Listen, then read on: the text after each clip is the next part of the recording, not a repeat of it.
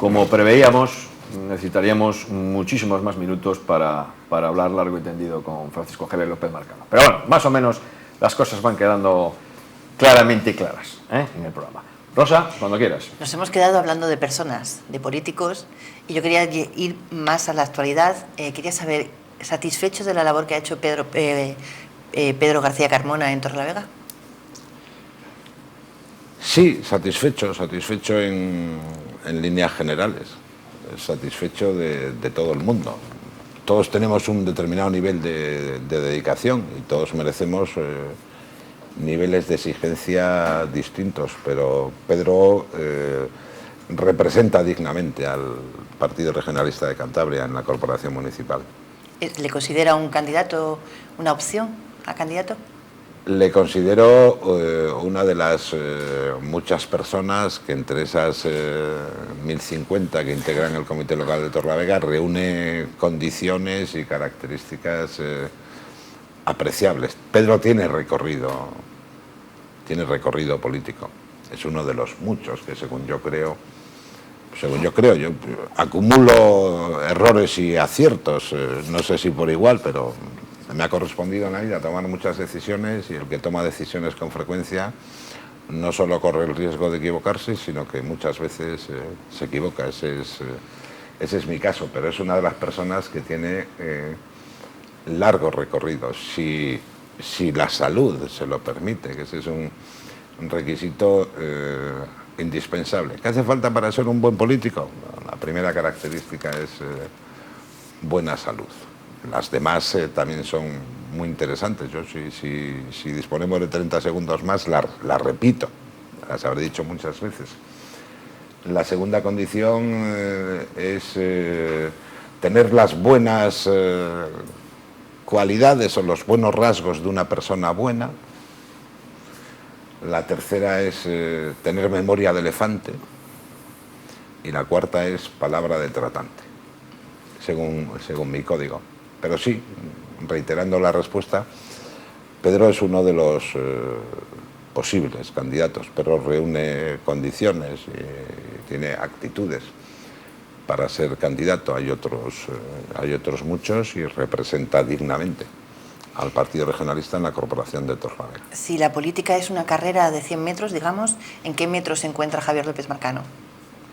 Javier López Marcano, en la línea de salida.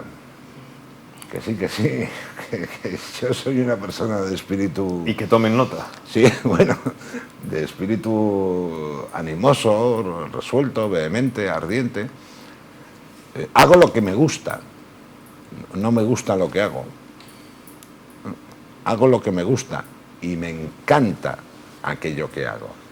Y disfruto con lo que hago, que son las dos variantes, ¿no? La felicidad no está exactamente en hacer lo que te gusta, está en gustarte lo que haces. Y en mi caso es que se conjugan las dos afirmaciones con el mismo entusiasmo, con las mismas ganas y con la misma vehemencia, no exenta a veces de precipitación.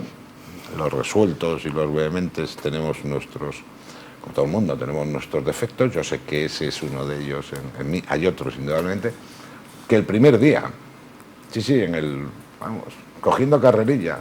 Oiga, cuando les veo en el Parlamento, en alguna sesión... Me aburro. ¿Se aburre mucho? No, yo quiero ser sincero, claro. Le veo usted ahí al lado. Puede parecer una irresponsabilidad esa afirmación tan espontánea. Le gusta más el cuerpo a cuerpo, ¿no? Me gusta más el cuerpo a cuerpo. Sí, en alguna empresa española de postín... subdividían a sus empleados de Moqueta y de Tajo, una empresa muy conocida. Unos eran de Moqueta y otros de Tajo. Yo soy de Tajo, yo soy de eso, de la arena, de hacer una cosa a las 8 de la mañana, otra a las 8:30, otra a las 9. Mi agenda era una cosa negra, era como un cuadro solanesco, como ¿sabes? De la España negra. A las 8 esto, 8:30 esto, 9 esto, 9:30 esto, 10 esto, 10:30, 11. Así todo el día pautado. Y así yo soy muy... Llegar a casa a las 11 de la noche y visitar 36 municipios, por ejemplo. Bueno, y así soy feliz. Ese es mi concepto de la intensidad y de la dedicación. ¿Qué sucede en el Parlamento? pues que yo también he vivido unas circunstancias muy, muy concretas, ¿no? Que no es caso abundar en ellas, que no he podido anteponer mi condición de parlamentario al hecho de tener que defenderme casi permanentemente, pero aquí, y ahora confieso que los primeros días en el Parlamento se me acababan a las 9 de la mañana. Llegaba pronto al Parlamento, a la hora habitual, y a las 9 de la mañana ya no tenía nada que hacer. Y era una cosa terrible después de esa vida tan intensa, tan hiperactiva, de 16 años, claro, 16 años en primera línea. De repente descubrí muchas cosas. De repente descubrí que las carreteras estaban llenas de coches. ¿Qué barbaridad de coches hay aquí? Claro, había tenido ese privilegio de que durante tantos años, mientras iba en el coche, iba pensando en mis cosas. Iba pensando en el trabajo, iba pensando en cómo resolver aquel problema, cómo colaborar con esta gente. No tenía que ocuparme de conducir. Y de repente el mayor problema para mí fue ese, que las carreteras estaban llenas de coches. Fíjate. ¿Cómo se siente después de que el Supremo haya ratificado su absolución por la Casa de los Gorilas? Buena pregunta. Tranquilo, sereno. Muy bien, muy bien. Pero es que eso ha sido un disparate. Eso, la denuncia, el caso de los gorilas, ha sido un disparate rayano en lo que se quiera. Es un atentado contra el sentido común. Porque a mí me acusa Cantur, que es una empresa para la que yo trabajé durante 8 años como presidente de su consejo de administración, todo lo que pude y todo lo bien que pude, sin percibir ni un solo euro.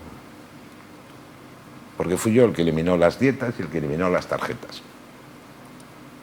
Eso es un contrasentido. Me acusa Cantur por haber trabajado para Cantur, por haber mejorado esa maravilla de 750 hectáreas que es el Parque de Cabárceno, y que fue una brillante idea de Juan Ormachea, que fuera presidente de Cantabria, que a mí me correspondió mejorar los equipamientos, sobre todo la situación del personal. Cuando llegó a Cantur, el 80% de los trabajadores de Cantur ganaba menos de 80.000 pesetas al mes. Hace tiempo, por tanto hablo en pesetas. Y me correspondió el honor de dedicarme en cuerpo y alma a Cantur, y luego resulta que es Cantur quien me acusa de haber hecho para Cantur una casa de gorilas, que es un proyecto singular y del que los primatólogos más eminentes del mundo han dicho que es una maravilla. ¿Le preocupa más el caso Racing? Bueno, el caso Racing está en la situación que conocemos todos, está sub judice, pero también tengo una especie de mantra para responder a eso. Yo por el Racing he hecho lo mismo que por el Castro Fútbol Sala, que por el Balomanoteca, que por el Escobedo, que por el Club Atlético Villa de Cabezón. He ayudado al deporte, Textil Escudo, he ayudado al deporte, a todo el deporte. ¿Cuánto he podido? Habrá quien diga por ahí, ya, oiga, pero es que usted al tropezón de Thanos igual en vez de 5 le dio 6, seguro. O que a la gimnástica de Torlavega en vez de darle 7 le dio 8. Seguro que he cometido ese tipo de veleidades y de arbitrariedades, seguro. Pero he hecho por el deporte todo lo que he podido. Y lo primero que hicimos en el caso del Racing fue salvar al Racing de que hiciera crack financiero en el año 2003 y que eso hubiera provocado su desaparición. Y por tanto estoy muy tranquilo, muy sereno, muy equilibrado y muy confiado. No me quita el sueño. Se ha utilizado, cambiamos de tema, es que el tiempo ya... ¿Se ha utilizado demasiado el caso Esniace políticamente? Bueno, es que tiene una trascendencia... Para erosionar al gobierno actual, me refiero.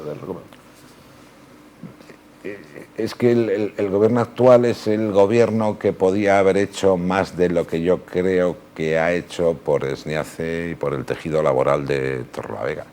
Es que la situación de las 533 personas que trabajan en Esniace es una situación que para solucionarse y resolverse requiere de decisiones políticas. Le ha correspondido a Y empresariales. Y empresariales. Quizás más empresariales que políticas. Más políticas, más políticas. El canon de vertidos, la nueva fiscalidad, todo eso requieren una revisión urgente. No es aceptable que el canon de vertidos se pague por dos vías o que el gravamen sea distinto al de otras comunidades autónomas. Ese tipo de situaciones tienen que resolverse, y hay que echar el resto por resolver el futuro inmediato de esas 573 personas, que más los empleos indirectos son muchísimos en una ciudad que no soportaría el batacazo económico, social y laboral. ¿Tiene futuro supondría, tiene futuro SNIACE. ¿Está convencido? Futuro. Estoy convencido de que tiene futuro SNIACE. Sí. Rosa. Sí, volviendo a Torrelavega, que es lo que más me gusta a mí. Dicen de usted que dirige con mano de hierro el comité local, si no me falla la hemeroteca, desde el año 1987. ¿No hay voces disonantes? Sí, mano de hierro nada, ¿eh? Dicen quienes me conocen bien que solo tengo fachada, de tipo duro, y eso solo tengo fachada. Lo dicen, de veras. Tenga cuidado a ver si le van a llamar facha. Luego rascas y no hay nada. Bueno, yo soy un hombre resuelto y que está firmemente convencido de lo que hace. Y por esa fe, que al final es un ejercicio de fe, de tesón y de entusiasmo, las resoluciones las tomas con presteza. Pero no dirijo el comité local con mano de hierro.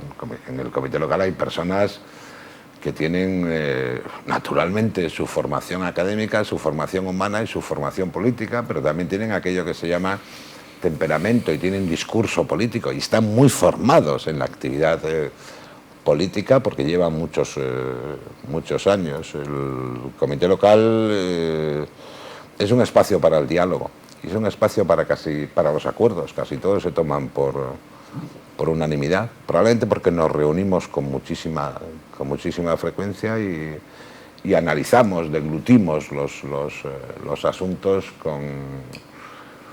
con rigor, pero en pocas ocasiones se han planteado situaciones en las que haya que recurrir a las resoluciones enérgicas y firmes, que en cualquier caso se toman democráticamente. Comenzamos el turno de preguntas Sí, sin express. duda alguna. Bueno, pues va a ser un poco larga. Voy a hablar de SNIACE para recordar que fue uno de los motivos más destacados para la moción de censura. Y ahora pregunto, ¿qué ha hecho el equipo de gobierno actual, PSOE-PRC, que no hubiera hecho el Partido Popular por SNIACE? Pues ha habido una vía de diálogo más fresca. Ha habido una distancia nula entre los representantes de los trabajadores y los propios trabajadores de SNIACE. No se han llevado sobresaltos en aquellas manifestaciones en las que muchos hemos participado, porque no había ausencias. Y sobre todo ha habido mucho respeto, porque no se han encontrado con la muy desagradable y muy inmerecida situación de que venga el presidente de los cántabros y falta el respeto a los trabajadores encerrados en SNIACE. Y no se ha repetido aquella circunstancia en la que el presidente de Cantabria anuncia un plan estratégico para Torrelavega dotado con 11,7 millones de euros, que luego no se cumplen, y lo anuncia en Peñarbosa, en Santander, en ausencia del que por aquel entonces era alcalde de Torrelavega, etcétera, etcétera. Y ha habido unas líneas de creación de empleo que triplican los resultados de los años 12 y 13. Ahí en la hemeroteca reciente están los datos facilitados por el concejal de empleo. Eso ha cambiado de manera radical. La administración ahora mismo es más próxima, mucho más cercana y mucho más dialogante en esos ámbitos. Los acontecimientos que han ocurrido en esta última legislatura, ¿cree que le van a pasar factura en su carrera política dentro del partido del PRC? Creo que no, y a los últimos a los últimos hechos me remito. El partido celebró su congreso el 14 de diciembre, fui ponente durante muchos minutos, conté con la generosidad del presidente de la mesa del congreso, que me dejó intervenir algunos minutos Muchos minutos. Sí, y allí hablaba precisamente de la imperiosa necesidad de que Torrelavega se transformara en capital del emprendimiento y mostraba un artificio muy doloroso, un edificio de Torrelavega con 60 ventanas. Y en ese edificio íbamos colocando carteles de se vende, se alquila. Y luego poníamos carteles de soy joven y estoy en paro. Y luego poníamos no percibo ninguna pensión retributiva, no percibo ningún ingreso asistencial.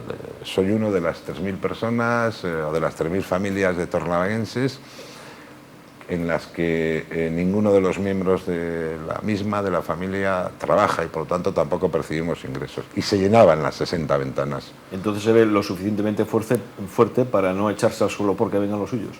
Sí, bueno, sí, le eché bastante valor, sí, sin duda, en esa ponencia que si no mereció la unanimidad fue casi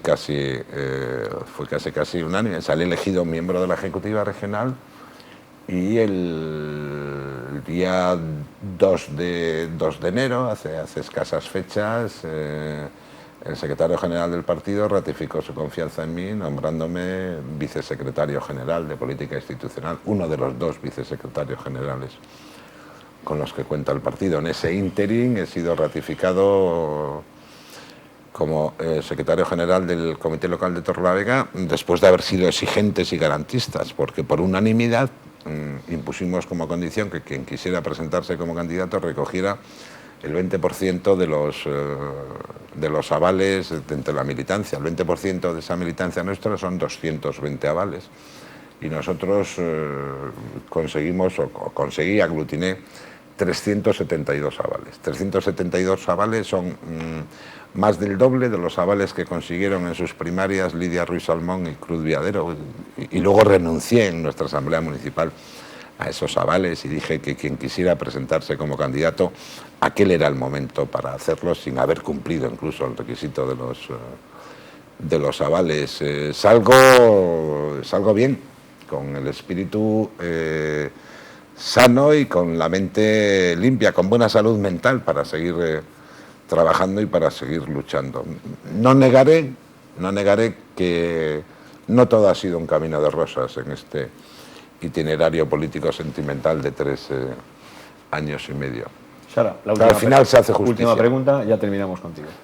Ha dicho que Torrelavega cuenta con un germen emprendedor de extraordinaria relevancia. ¿En qué se traduce ese germen emprendedor? Se traduce en empleos, se traduce en que hay torrelavenses capaces de vender energía, capaces de vender seguridad, capaces de fabricar cerveza, capaces de poner en marcha iniciativas un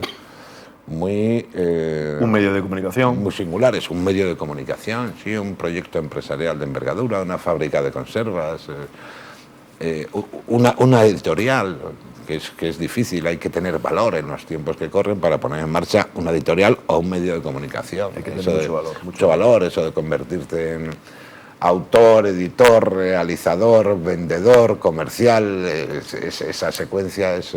Y después que nos crean. Claro, esa secuencia es para héroes, en eso se tiene que traducir. Hay que invertir en las personas, no en las cosas hoy. Francisco sobre Javier, todo en las personas. Francisco Javier López Marcano, ha sido un placer. Como siempre, toda clase de facilidades cuando me he puesto en contacto con usted. Ha sido todo muy fácil, de verdad. Nos veremos gracias. Porque se quedan muchas cosas por ahí. Usted además tendrá muchas cosas que contar y hablaremos de cine y de títulos, de películas y de esas cosas. ¿No le parece? Y bailaremos, no, lo haré encantado. No, muchísimas gracias. Se me ha pasado... ¿Es cierto que hemos estado 1 hora? Hora y pico. Ahí pico. Sí. Tú tampoco quizá enchufado en esta televisión. No se le han dejado unos minutos más. Sí, se me ha pasado con un suspiro. Agradable, muy agradable. Muchas gracias a todas. La semana que viene, como siempre, más y mejor. A ser buenos. Nos vemos.